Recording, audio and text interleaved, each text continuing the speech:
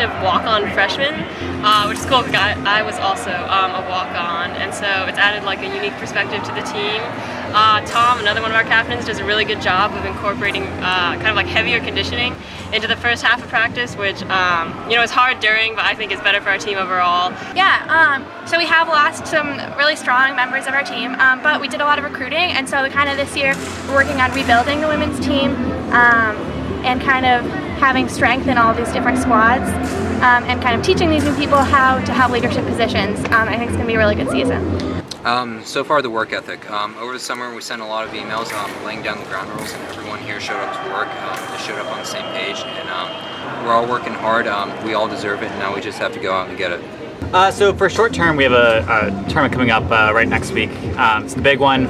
Thankfully, it's not too serious of a tournament. It's an open instead of a team event. So our goal there is just to go there, compete hard, see the competition in our division.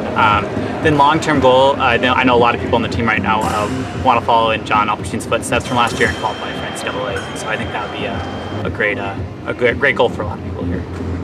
I think some short-term goals are to have a really strong women's team. Like you mentioned, we lost a lot of women's épée fencers and women's foil fencers, and so we're training all these new people and kind of like introducing them to the sport of fencing, all within like a really short amount of time. And so I think just having like a strong, consistent women's team. Yeah, so in terms of the team, kind of we're working with all these new people, and we kind of want to get as much strength in each squad as we can, so that we're not depending too much on one squad when we go to these meets.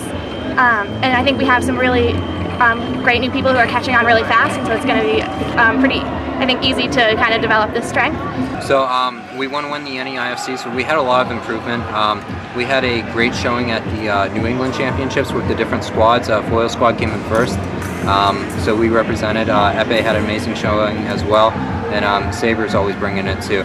So I think this year we're just we learned very much from last year's mistakes, and we're going to improve upon them, and we're taking home the gold this year.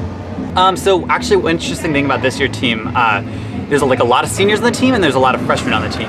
And so actually, I'm seeing like an interesting dynamic. I think a lot of people are kind of stepping up and kind of setting a really good example for a lot of the freshmen, and I think that's something that's like really great that I'm really excited for this year.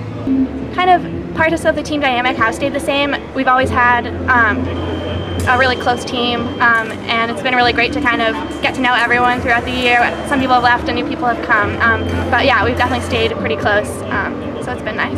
I think not enough credit's given to Coach Gilman, because he helps to facilitate that kind of camaraderie, and he's there to fill all of our needs, and it allows us as captains and fellow fencers just to focus on building the relationships and building our individual skills. So thank you, Coach Gilman.